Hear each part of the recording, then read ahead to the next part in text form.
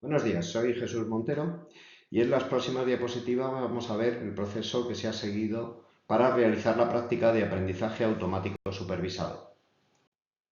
En primer lugar, vamos a ver la importación de librerías utilizadas para la práctica y la carga del archivo de datos. A continuación, entraremos en detalle en el análisis y la exploración de datos que se ha realizado. A continuación, veremos los conjuntos de entrenamiento generados y, por último, entraremos más en detalle en el modelo, predicciones y métricas que hemos obtenido de esta práctica. Las librerías utilizadas han sido librerías de tratamiento y visualización de datos, como es el caso de NumPy, Pandas o Matplotlib. Para el tema de mapas de calor hemos utilizado la librería Seaborn y para lo que es la utilización de los modelos de regresión, funciones de división de datos, entrenamiento y métricas, hemos utilizado la librería Scikit-Learn.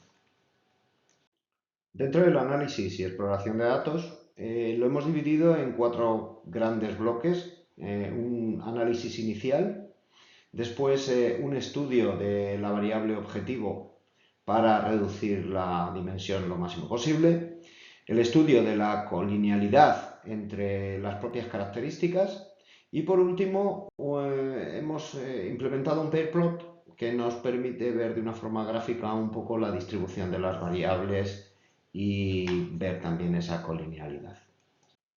Entrando en detalle en el análisis inicial, pues hemos comprobado inicialmente que no tuviéramos valores nulos, que hubiera una existencia de valores con los que pudiéramos trabajar en todas las filas.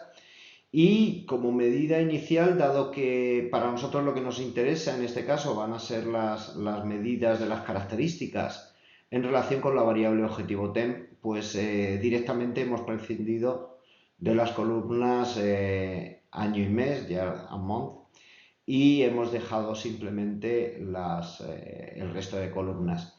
También hemos hecho una comprobación, como se puede ver, de valores nulos y hemos obtenido unas estadísticas para ver un poco en qué rangos de valores se estaban moviendo las diferentes variables.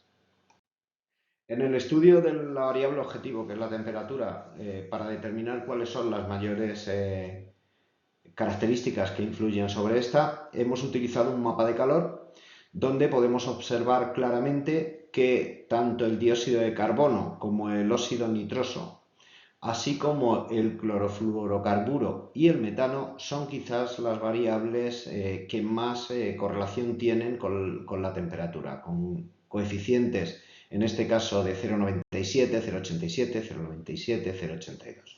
Con lo cual nos vamos a quedar con esas 4 características para trabajar con ellas. Realizando un mapa de calor de estas 4 características, nos damos cuenta de que realmente también están bastante interrelacionadas entre ellas. Además, aunque en la práctica ponía que la relación era inversamente directa, en este caso, por lo menos a nosotros, los valores obtenidos nos dan una correlación directa con la variable de temperatura, que no lo hemos comentado en el apartado anterior.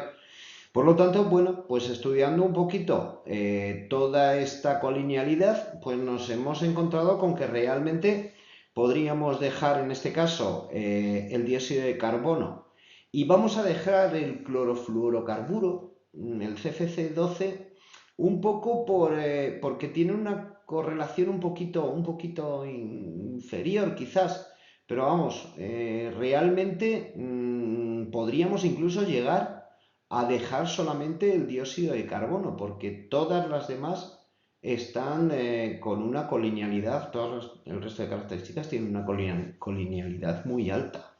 Entonces, bueno, inicialmente hemos realizado algunas pruebas y demás, evidentemente, pero nos vamos a quedar con un par de ellas para ver luego al final cómo realmente cualquier cambio del dióxido de carbono, el CO2, influye muchísimo más en la temperatura que el resto de variables. Lo veremos luego.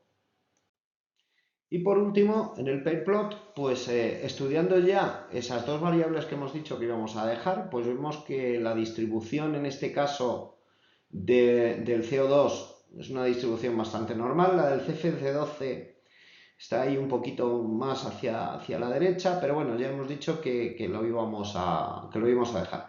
Incluso si nos estamos dando cuenta, dentro de lo que es la correlación en este caso entre el CFC12 y el CO2, estamos viendo que sigue prácticamente la misma linealidad que el CFC12 contra la variable de temperatura, con lo cual seguimos un poco pensando lo que estábamos hablando anteriormente, de que viendo esas dos gráficas es que son prácticamente iguales y casi seguro que en un momento determinado, si tuviéramos muchísimos datos, podríamos prescindir del CFC12 también.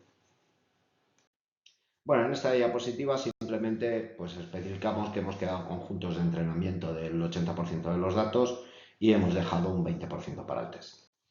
A continuación, hemos entrenado el modelo y hemos obtenido pues, algunas métricas, como en este caso es el error cuadrático medio, donde podemos observar que es un 4,52, un valor bastante bajo, y el coeficiente de determinación, R cuadrado, donde podemos observar que estamos sobre 0,95. Podríamos llegar incluso a pensar que estamos teniendo algún problema de sobreaprovisionamiento. No obstante, las métricas que o predicciones que hemos realizado a continuación, pues nos han dado unos indicadores bastante dentro del rango de predicción. Y aquí ponemos una serie de predicciones que hemos realizado con diferentes valores. Como podemos observar, el cambio de temperatura es muy grande cuando el cambio se produce sobre el dióxido de carbono, CO2. Sin embargo, por ejemplo, en la segunda línea respecto de la primera, donde lo que hemos hecho ha sido incrementar el clorofluorocarburo, el CFC12, en 100 unidades, realmente el aumento de temperatura ha sido solamente de 2 grados. Con lo cual, esto refuerza un poco lo que estábamos comentando, que la mayor correlación en el aumento de la temperatura viene determinada por el CO2. Y nada más, espero que esta presentación les haya gustado y para cualquier consulta, pues ahí está mi correo electrónico. Muchas gracias.